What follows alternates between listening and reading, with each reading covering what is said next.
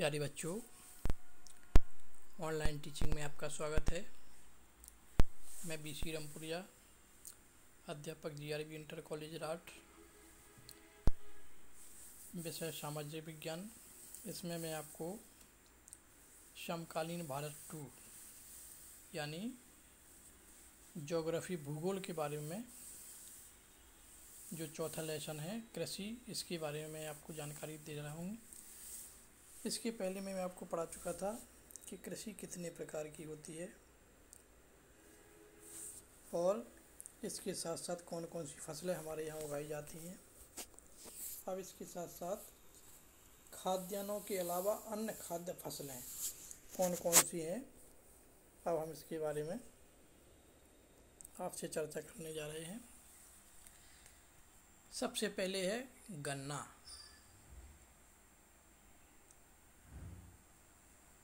गन्ना एक उष्ण और उपोष्ण कटिबंधीय फसल है। यह फसल 21 डिग्री सेल्सियस से 27 डिग्री सेल्सियस तापमान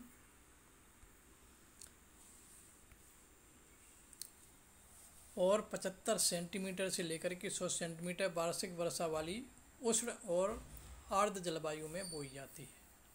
जो ये फसल बोई जाती है इसके लिए 75 से लेकर 100 सेंटीमीटर वार्षिक वर्षा होनी चाहिए और इसका जो तापमान होता है वो 21 डिग्री सेल्सियस से 30 के बीच होना चाहिए। कम वर्षा वाले प्रदेशों में सिंचाई की आवश्यकता होती है। इसे अनेक मिट्टियों में उगाया जा सकता है तथा इसके लिए बुआई से लेकर के कटाई तक काफ़ी शारीरिक श्रम की आवश्यकता होती है, यानी शारीरिक श्रम की भी आवश्यकता होती है। इसे अनेक मिट्टियों में उगाया जा सकता है। अनेक प्रकार माने कई प्रकार की जो मिट्टियों में भी इसको उगाया जा सकता है तथा इसके लिए बुआई से लेकर के कटाई तक काफ़ी शारीरिक श्रम की आवश्यकता होती है। ब्राज़ील के भारत, जो ब्राज़ील है, ब्राज़ील के बाद भारत का स्थान है। भारत गन्ने का दूसरा सबसे बड़ा उत्पादक देश है। पहला नंबर गन्ना में ब्राज़ील का आता है विश्व में और दूसरा नंबर भारत का है। यह चीनी, गुड़, खांडसारी और सीरा बनाने के काम आता है। उत्तर प्रदेश, महाराष्ट्र, कर्नाटक, तमिलनाडु, आंध्र प्रदेश, तेलंगाना, बिहार, पंजाब और हरियाणा गन्ना के मुख्य उत्पादक राज्य हैं। जहाँ पर सबसे अधिक गन्ना का उत्पादन होता है वो उत्तर प्रदेश और महाराष्ट्र। इस तरह से ये प्रमुख उत्पादक राज्य हैं जहाँ पर गन्ना की खेती सबसे अधिक की जाती है।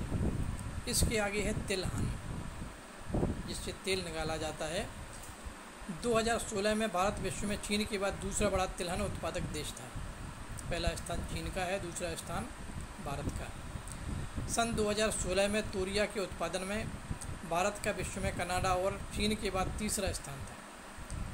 देश में कुल बोए गए क्षेत्र के 12% भाग पर कई तिलहन की फसलें उगाई जाती हैं, जिनमें मूंगफली, सरसों, नारियल, तिल, सोयाबीन, अरंडी, बिनोला, अलसी और सूरजमुखी भारत में उगाई जाने वाली मुख्य तिलहन की फसलें हैं।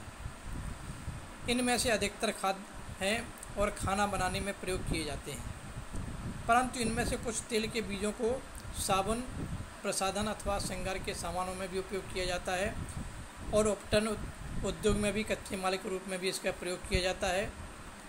मूंगफली खरीफ की फसल है तथा देश में मुख्य तिलहनों के कुल उत्पादन का आधा भाग इसी फसल से प्राप्त होता है।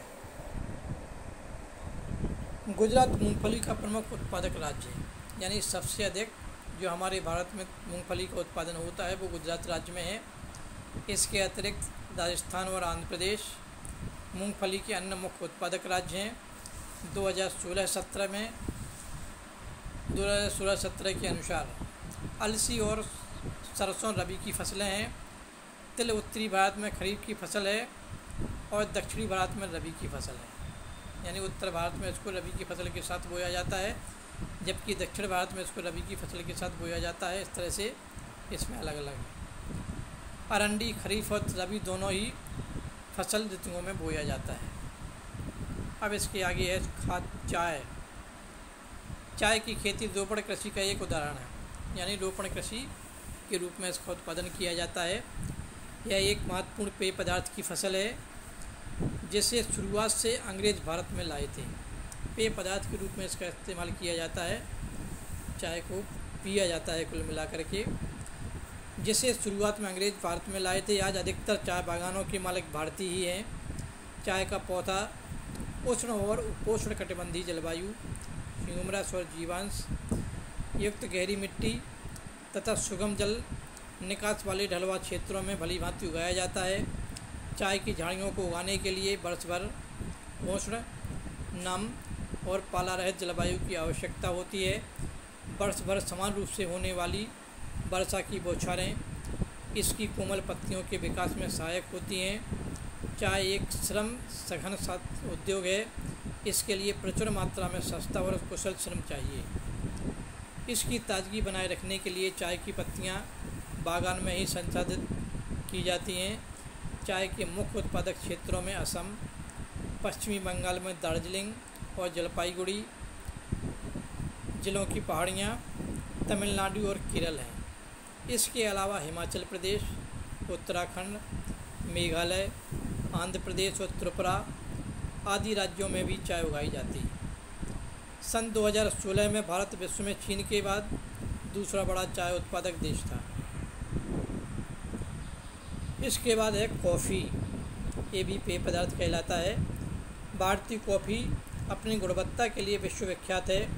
हमारे देश में अरेबिका किस्म की कॉफ़ी पैदा की जाती है, जो प्रारंभ में यमन से लाई गई थी।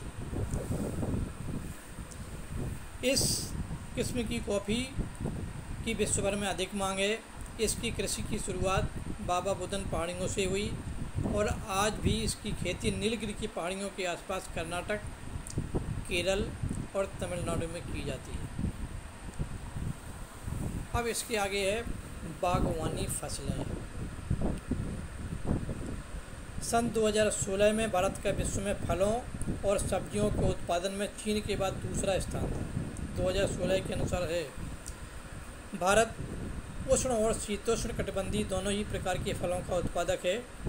भारतीय फलों जिनमें महाराष्ट्र, आंध्र प्रदेश, तेलंगाना, उत्तर प्रदेश और पश्चिमी बंगाल के आम, नागपुर और चेरापूंजी अर्थात मेघालय के संतरे, चेरापूंजी मेघालय राज्य में जो पड़ता है, के संतरे, केरल, मिजोरम, महाराष्ट्र और तमिलनाडु के केले, उत्तर प्रदेश और बिहार की लीची, मेघालय के अनानास, आंध्र प्रदेश, तेलंगाना और महाराष्ट्र के अंगूर तथा हिमाचल प्रदेश और जम्मू व कश्मीर के सेब, नाशपाती, खूबानी और अखरोट की विश्व भर में बहुत मांग है। तो इस तरह से बागवानी फसलें कहलाती हैं। भारत का मटर, फूल गोभी, प्याज, बंद गोभी, टमाटर, बैगन और आलू उत्पादन में प्रमुख स्थान है। तो ये सब्जियों के हिसाब से है। अब इसके आगे दी गई है अखाद्य फसलें। अभी तक तो खाद्य फसलें थी, अब अखाद्य फसलें हैं। जैसे कि सबसे पहले रबड़। रबड़ भूमध्य रेखीय क्षेत्र की फसल है, परंतु विशेष परिस्थितियों में उष्ण और उपोष्ण क्षेत्रों में भी ये उगाई जाती है। इसको 200 सेंटीमीटर से अधिक वर्षा और 25 डिग्री सेल्सियस से अधिक तापमान वाली नम और आर्द्र जलवायु की आवश्यकता होती है, जहाँ पर इसकी खेती की जाती है, फसल उगाई जाती है। रबड़ एक महत्वपूर्ण कच्चा माल है जो उद्योगों में प्रयुक्त होता है। इसे मुख्य रूप से केरल, तमिलनाडु, कर्नाटक, अंडमान निकोबार द्वीप समूह और मेघालय में गारो पहाड़ियों में इसको उगाया जाता है। अब इसके आगे है रेशेदार फसलें, जिनमें रेशे होते हैं। इनमें कपास, जूट, सन और प्राकृतिक रेशम भारत में उगाई जाने वाली 4 मुख्य रेशेदार फसलें हैं। इनमें से पहली 3 मिट्टी में फसल उगाने से प्राप्त होती हैं और चौथा रेशम के कीड़े के कोकून से प्राप्त होता है, जो मलबरी पेड़ की हरी पत्तियों पर फलता है। उत्पादन के लिए रेशम के कीड़ों का पालन रेशम उत्पादन कहलाता है। अब दिया गया है कपास। कपास को कैसे उगाया जाता है? भारत को कपास के पौधे का मूल स्थान माना जाता है। सूती कपड़ा उद्योग में कपास एक मुख्य कच्चा माल है। कपास उत्पादन में भारत का विश्व में चीन के बाद दूसरा स्थान है। 2016 दक्कन पठार के शुष्क तर भागों में काली मिट्टी कपास उत्पादन के लिए उपयुक्त मानी जाती है। इस फसल को उगाने के लिए उच्च तापमान, हल्की वर्षा या सिंचाई, 210 पाला रहित दिन और खिली धूप की आवश्यकता होती है। यानी 210 दिन पाला रहित दिन होना चाहिए, पाला नहीं पड़ना चाहिए। यह खरीफ की फसल है और इसे पककर तैयार होने में 6 से लेकर के 8 महीने लगते हैं।